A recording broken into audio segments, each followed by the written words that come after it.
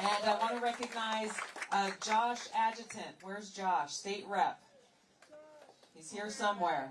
He's in the back. All right, Josh is here. Thanks for... There he is. He's out. There he is. Now I see you. He's outside.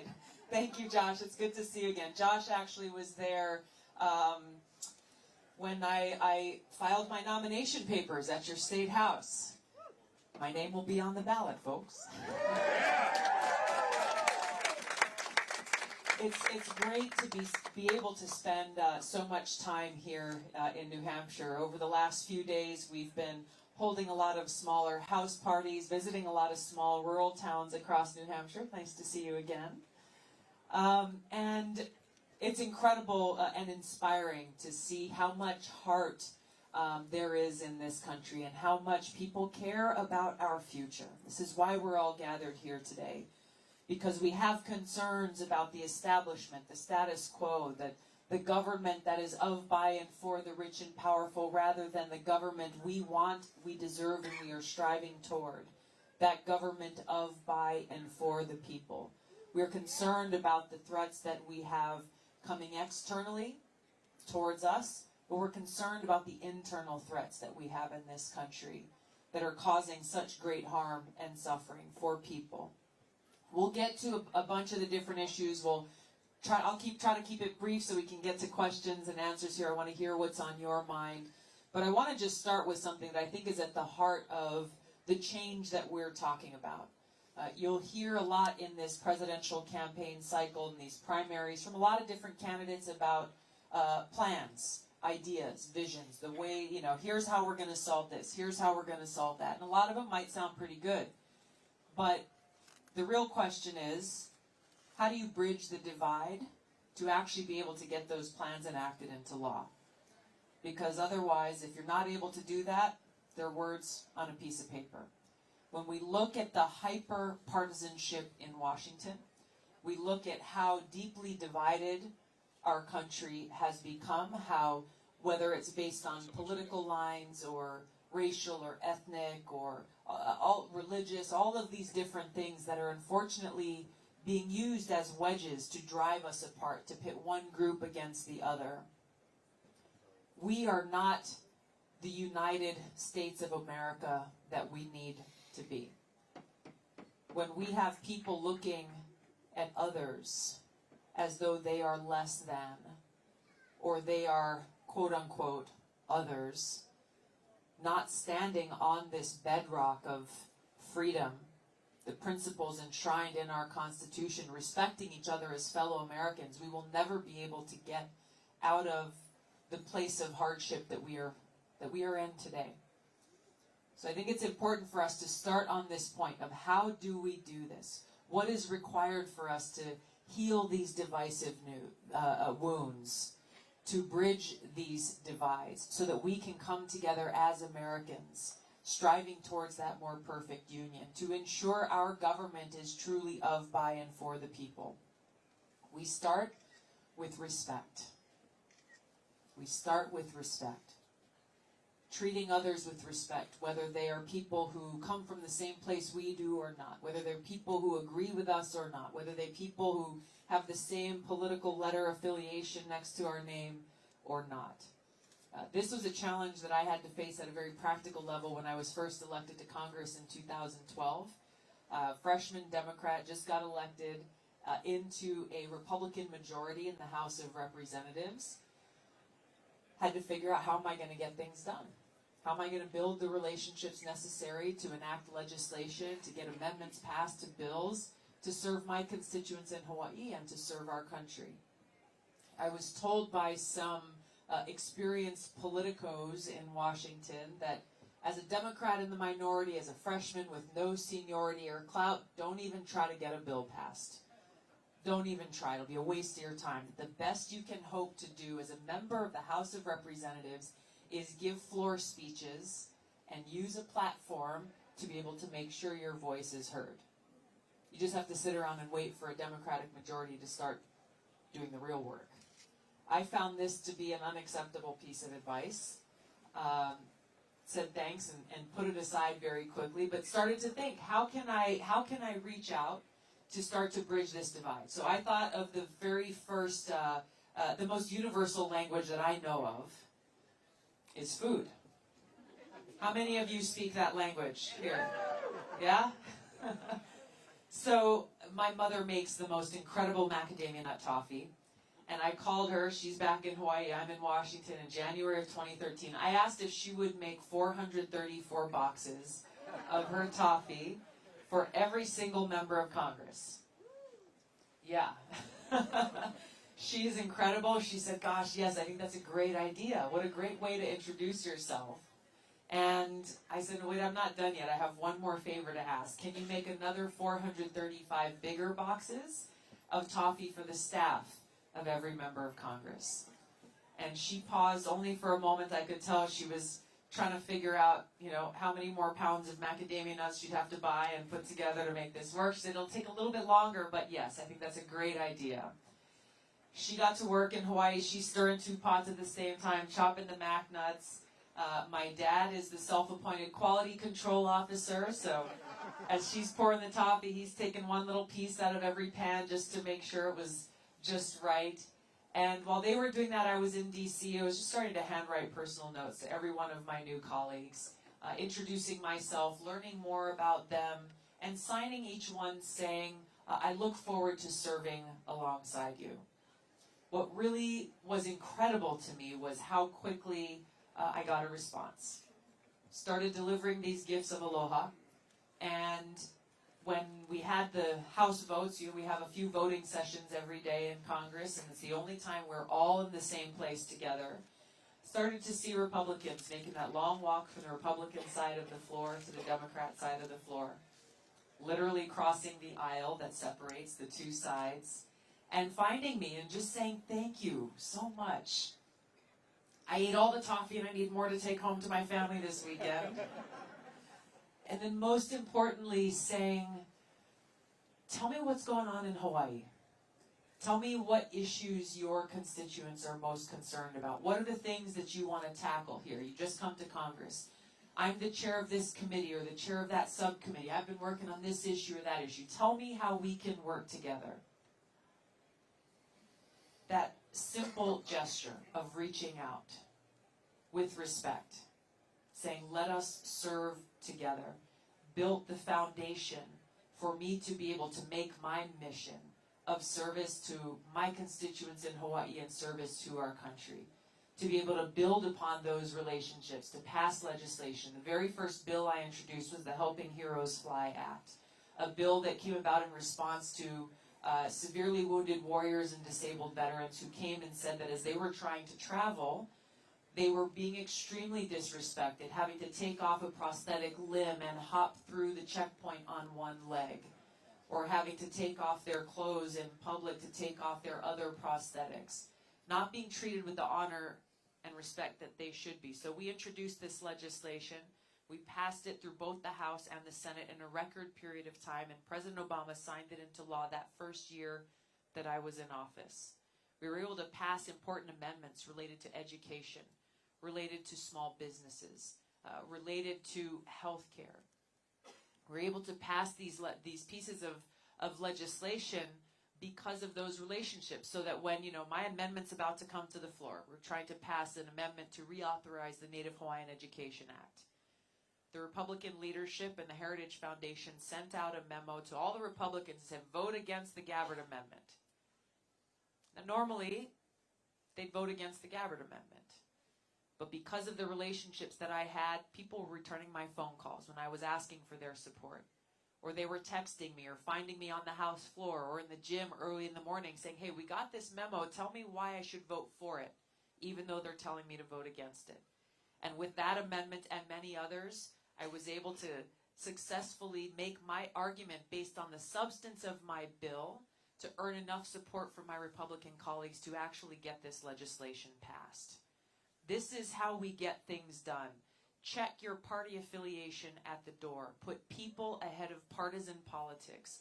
Put people ahead of profits. And focus on service. Focus on service. That we stand here together united as fellow Americans without preconditions. respecting each other for who we are, and recognizing that when we stand united, motivated by this love that we have for our country, this appreciation we have for the freedoms enshrined in our Constitution, and the respect that we have for each other, there's no obstacle that we cannot overcome. Yes, we will have fierce debate.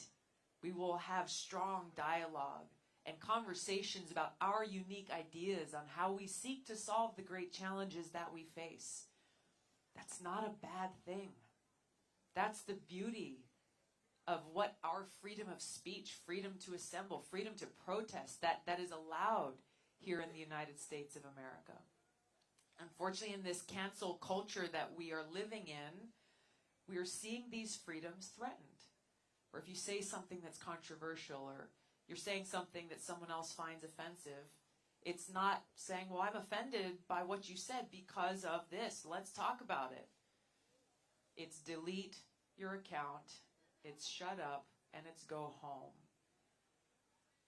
This is not how we move forward together. It's not how we address the real issues that we face. So this is at the heart of why I'm running for president. Because when I see all of you, when I look out into our country, I see fellow Americans. I don't see deplorables. I don't see us versus them. I see people who I respect dearly, who I hope to have the opportunity to serve as your president and your commander-in-chief.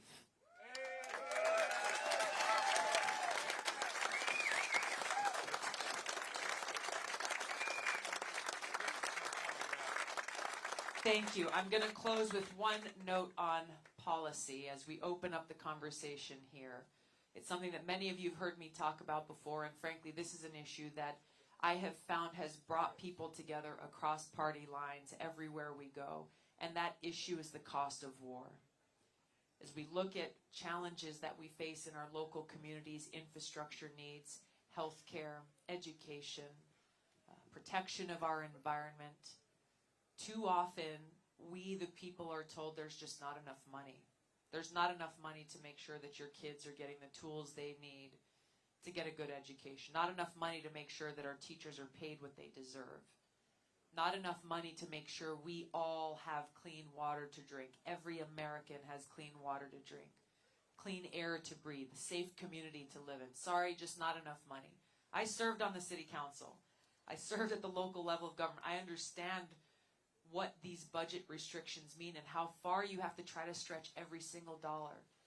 But here's the unfortunate reality, is that those same politicians who tell us, sorry, there's just not enough money to make sure that your needs are met, that your loved ones are taken care of, there is somehow an unlimited amount of money for our country to be the world's police, to go and topple dictators in other countries that we don't like, the ensuing nation building that follows, wars that undermine our national security, strengthen terrorist groups like ISIS and Al-Qaeda, what to speak of the devastating human cost of war, the lives of my brothers and sisters in uniform who were lost, the pain and suffering and destruction caused in the countries where we wage these wars.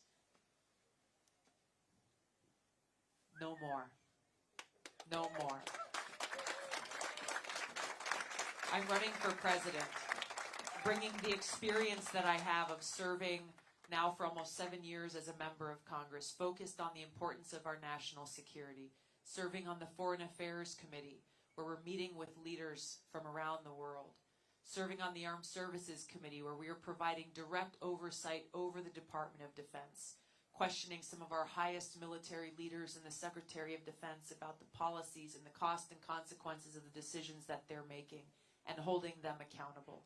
Serving on the Homeland Security Committee, recognizing some of the domestic threats that we face. Bringing that experience and understanding in foreign policy and national security, combined with the personal experience that I have of serving as a soldier now for over 16 years and deploying twice to the Middle East, that has prepared me to serve you on day one as Commander-in-Chief, to end these wasteful regime change wars. Work to end this new Cold War and nuclear arms race that we are in. Hardly anybody's talking about this, even though nuclear strategists are saying we are closer to the brink of nuclear catastrophe than ever before. This nuclear arms race that's making us less safe and costing us trillions more to build more of these nuclear weapons, pushing us in the wrong direction towards a race that no one can ever win. I will end these wasteful, counterproductive wars and these arms races and take our money, either put it back in our pocket or invest it in serving the needs of our people and communities just like this. Yeah.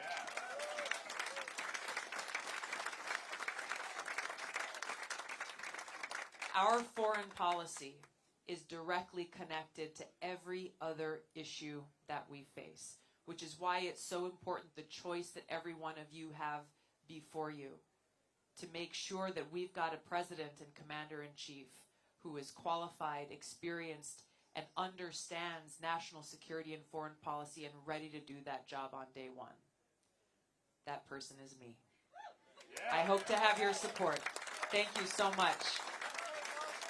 Thank you. Thank you. Thank you. All right, we'll open it up for some questions. Yes, ma'am. You said previously that you don't support third trimester abortions. I would like to imagine that you trust a woman and their doctor to make their own choices, but if you're executive, would you support bans on abortion? The restriction that I support is in the third trimester, unless a woman's life is in danger or there are severe health consequences. What those health consequences are obviously between a woman and her doctor. But this position stands in line with the ruling that was made in Roe v. Wade, respecting and supporting a woman's right to choose, as I do, but also recognizing the viability of the baby in the third trimester, and therefore is why I support those restrictions at that point. Thanks for taking my question. What's your name? Quinn. So my question for you is, what will you do to make sure that Russia does not interfere in our elections? The greatest threat to our democracy right now is the fact that we have 14 states in our country that have no paper ballots. They have no record of the votes that are cast through electronic systems. When you look at the vulnerabilities that we have and how increasingly easier and easier it's getting to hack into these systems, it wouldn't take much for a bad actor, whether it be another country or some individual rogue person, to go and hack into these systems, manipulate the numbers of votes that are cast for one candidate or another, and completely change the outcome of the election. I've introduced legislation called the Securing America's Elections Act that makes sure, provides resources to states to either have paper ballots, or if you're using an electronic system, to have a voter-verified paper backup of every vote that's cast. So if there are any concerns about manipulation in our elections, manipulating our votes that are cast, that there is a paper trail to go back and audit and make sure that, bottom line, our voices and our votes are counted. If we do not do this, and if we don't do this now, then we are at risk of people losing faith in our democracy as a whole. If we don't have faith that our votes that we go out and cast on election day are counted and heard, then people won't turn out to actually vote at all.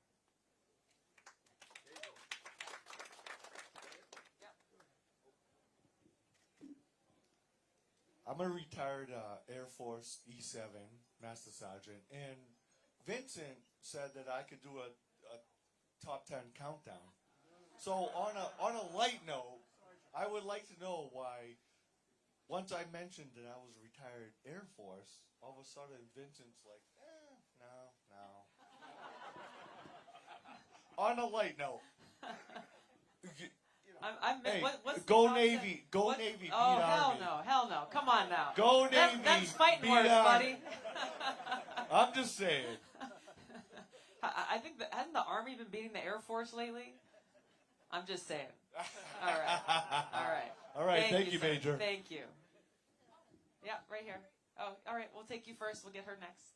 Do you support the Constitution as written with amendments, or the concept of a living Constitution? What do you mean by the living Constitution? Well, a lot of the ultra-left folks seem to want to recast the Constitution to what is a contemporary need. And there is a demarcation in that thinking. I support, I think we have them here today. Every event that we have, we give out pocket-sized copies of the Constitution and Bill of Rights for that reason. We have the Constitution and the amendments and the Bill of Rights for a reason.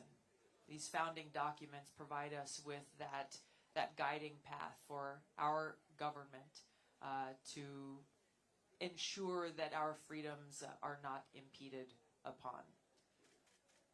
Thank you. Yes, ma'am. Hi, I'm wondering what your priorities are personally and also what your priorities are for policy. That's a big question. It could get really deep with that. Yeah, right. I experienced from a very young age that I was most happy when I was doing things for other people. You know, for me as a kid growing up in Hawaii, the ocean was my playground. We went hiking, we went surfing, and my friends and I, we'd get together and like clean up the beach on the weekends instead of maybe going and playing and doing something else. And even at that young age, I experienced how happy that made me, and made the decision early on in my life that I wanted to dedicate my life to be of service. To be of service to God. I'm a very spiritual person. My relationship with God is very important to me. And what better way to make God happy than to take care of and serve God's children, to take care of and preserve and protect our planet. So at a deeply personal level, that's what motivates me. That's why I do what I do. That's why I'm so passionate about this, and that no matter how many attacks may come my way or how many critics there are, I remain a happy warrior fighting for the people and fighting for our planet. Bringing those values of service above self to the White House, leading a government that is focused on putting service above self, I think is the number one mission and priority that I have. There are so many different issues that are extremely important. We've talked about a couple of them. There are many others. Just in the interest of time to get around to the other people, I think the two main points that are necessary for us to make progress in dealing with those issues is putting service above self and getting big money, special interests, and their money out of our politics. All right, we're going to go to the back here. Yes, sir, with the glasses, by the speaker. Come on, Chris. Come on.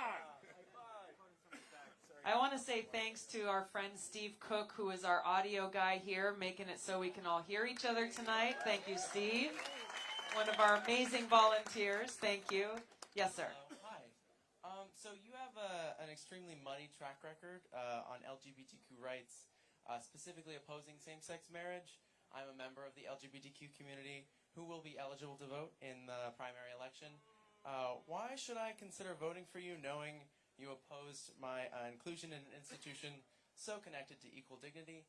And a specific, I guess more specific question, currently there is a bill, the Equality Act, being considered in Congress. It most likely will not be supported by President Donald Trump. Would you consider signing the Equality Act into law once it passed through Congress during your presidential candidacy? Yes, I am a sitting member of Congress, as you may know. I've been there for almost 7 years, and I encourage you to take a look at my record on these issues that you're concerned about in Congress. I'm a member of the Equality Caucus, a co-sponsor of the Equality Act, and voted to support it when it passed the House of Representatives not that long ago. Like a lot of people, even you look back at people like President Obama and Secretary Clinton, they too opposed gay marriage at one point in their lives. I grew and learned and evolved in my own positions on these issues, and my commitment to fight for equality for all Americans, fighting for LGBTQ Americans, ensuring that we are finally going to bring about an end to discrimination, whether it be in the workplace or in school or in other places within our country. This is the goal of the Equality Act, and I believe why it's important for us to pass it. My record is very extensive. It's on my website. I encourage you to take a look. That should answer and dispel any concerns that you may have from long ago. Thank you. Hi, Tulsi. My name is Deborah. Hi, Deborah. Hi. I'd like to know where you stand on Medicare for all. Thank you.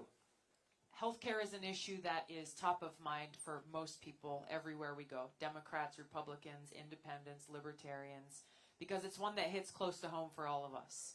I met a woman earlier today at a house party that we had who talked about two of her children who have rare diseases and how the medicine that they need to stay alive costs $100 per pill. Per pill. She's very involved with this community of families and people across the country who have children or loved ones dealing with rare diseases.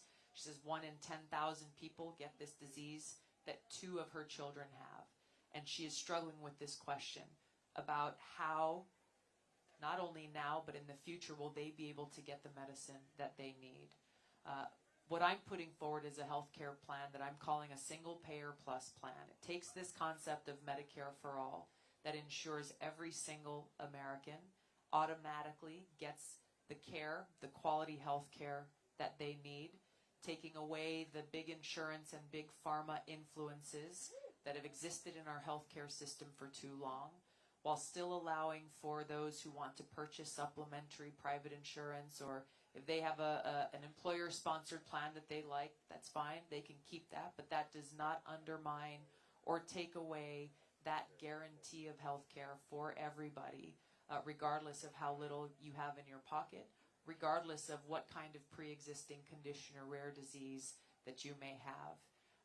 The argument that this is not possible in the United States of America falls flat for me because of a couple of reasons. You know, I've looked at the healthcare systems of different countries around the world, and I think that the models presented by those in Australia and the UK, I think, give us a direction of what's possible. And for the United States to not be able to accomplish something that every other developed country in the world has done is unacceptable to me. This is about people, and it's about our health and our well-being. We can accomplish this. It's tough. It's not going to be easy because we'll be completely changing the model of our healthcare system. But the problem with our healthcare system is that it is, at its core, a profit-driven one, rather than one that's actually focused on the health and well-being of our people. So let's get the big profits for big pharma and big insurance out of it and focus on that. And then number 2, a lot of focus on this presidential primary is focused on the cost, rightly so. So let's look at what's driving up that cost. How about we actually have a healthcare system that promotes health rather than puts Band-Aids and drugs over sickness? It's a sick care system that we have. If we open it up and actually start to look at the root cause of so many of the rising numbers of people with diabetes in this country, and the fact that physicians are not required to get any nutrition training whatsoever when they go through medical school. Let's start with food as medicine. We have better informed people.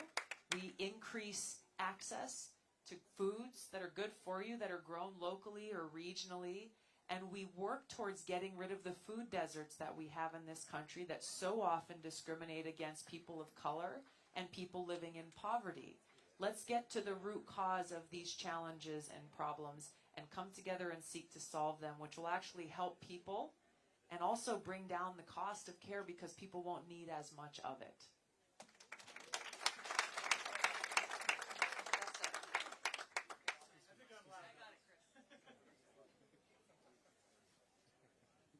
What is your position on one person, one vote and eliminating the delegate system? Are you talking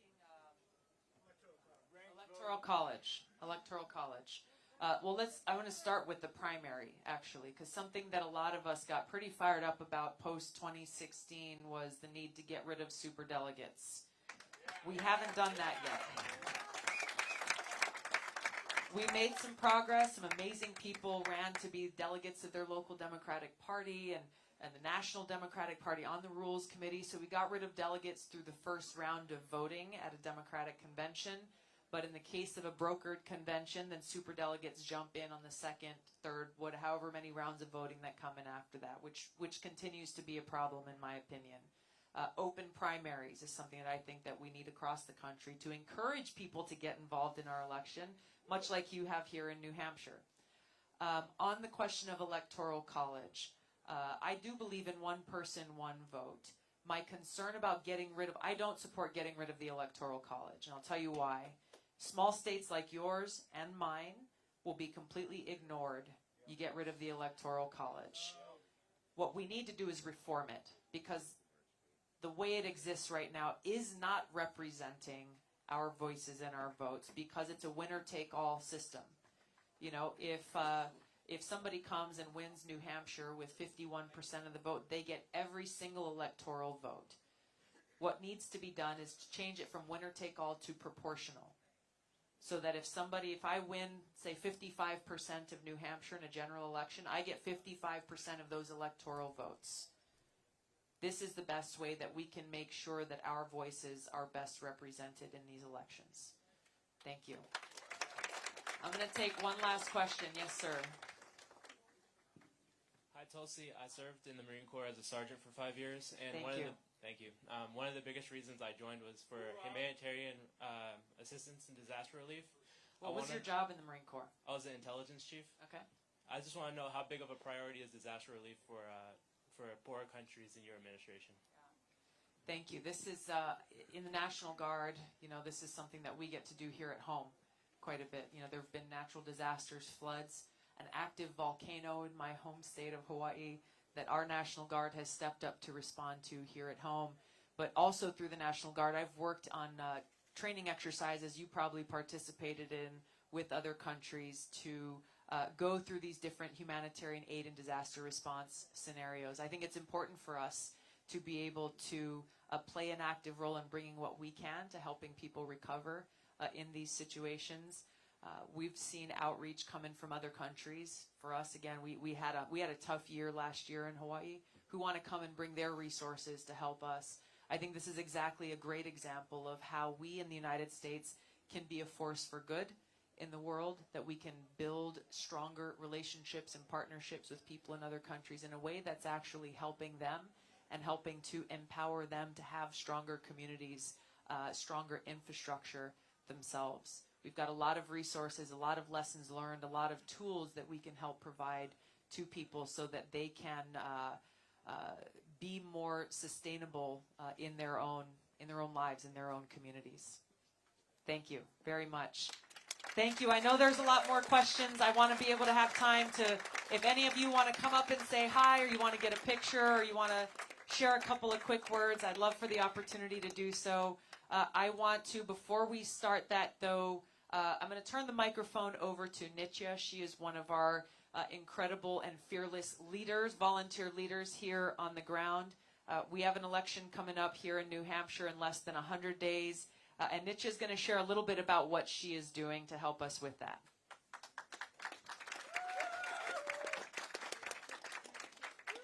Aloha, everyone. My name is Nitya.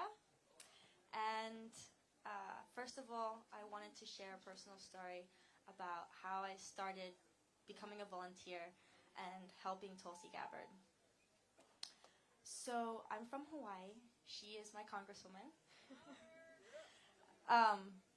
And I have never been political ever in my life. Just like Tulsi said, I grew up playing on the beach, you know, running in the forests. I'm a farm girl. And when my dad invited me to come to her announcement for her presidency on January 11th, I was a little bit skeptical. This has nothing to do with me in my community. Why would I have to go do this? But I went and I listened. And everything Tulsi said really shocked me and really made me start to care. She talked about bringing back the values and ideas of our founding fathers in our Constitution. She talked about these wars and how we were spending all this money that could have been used in my local community. Instead on these regime change wars.